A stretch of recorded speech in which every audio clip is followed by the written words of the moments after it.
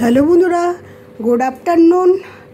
আজকে দেখো লাঞ্চের থালায় কি আছে, খিচুড়ি আর এই ইলিশ মাছ আছে না, ইলিশ মাছের মাছটা তো পিস্তা তো ভাই হবে, মানে এই মাছগুলোতে একটু একটু ইলিশ মাছের ফ্লেভার আসে, আর সঙ্গে আচার।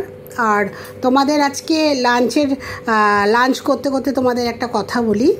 আমার শাশুড়ি মা আলাদা থাকতো, তা আমি মেয়ে যখন ওই পাড়ায় যেত, শাশুড়ি মায়ের বাড়ির সামনে যেত, তা আবার মেয়েকে বলতাম, ওখানে তো তুই গাড়ি নিয়ে যাস, ঠাকুমাকে একটু দেখে আসিস।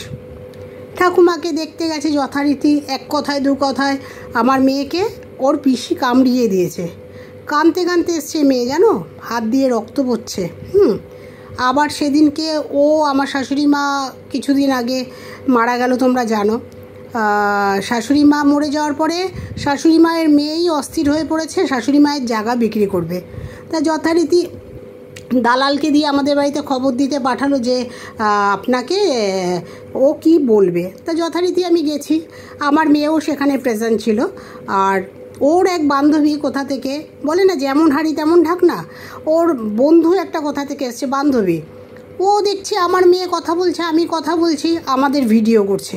আমার মেয়ে দেখতে পেয়েছে, বলছে তুমি ভিডিও করছো কেন? বলছে কই না তো। বলছে তোমার ক্যামেরা এখনও অন আছে।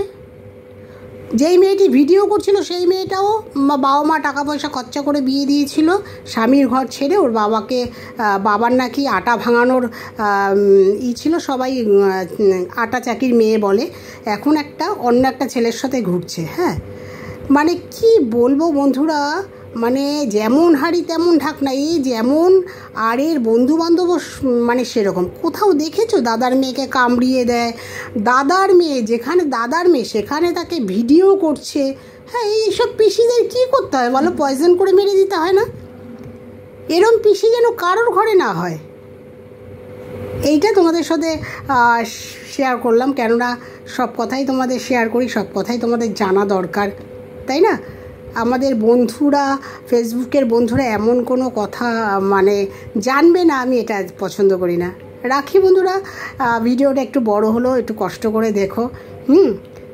আর আরেকটা কথা বলা হয়নি, আমার এই শাশুড়ির যে মেয়ে, সে আমার জিনিসপত্র আটকে রেখেছে। আমার বাবা আমাকে বিয়েতে যা যা দিয়েছিল, হারমোনিয়াম, হ্যাঁ, আর নিজের শ্বশুর বাড়ির থেকেও যখন ঝামেলা করে এসছে, ওর হাজব্যান্ড প্রেজেন্ট ছিল না সেখানে, হাজব্যান্ডের বাড়ি থেকে সব কাচিয়ে নিয়ে এসছে ভ্যান ডেকে।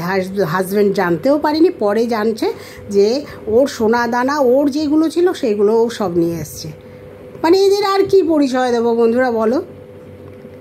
রাখি বন্ধুরা, ভিডিওটা অনেক বড় হয়ে গেল গো, একটু কষ্ট করে দেখে নিও। রাখি বন্ধুরা, গুড আফটারনুন, টাটা। আর আমার লাঞ্চের থালাটা কেমন লাগলো সেটাও জানিও।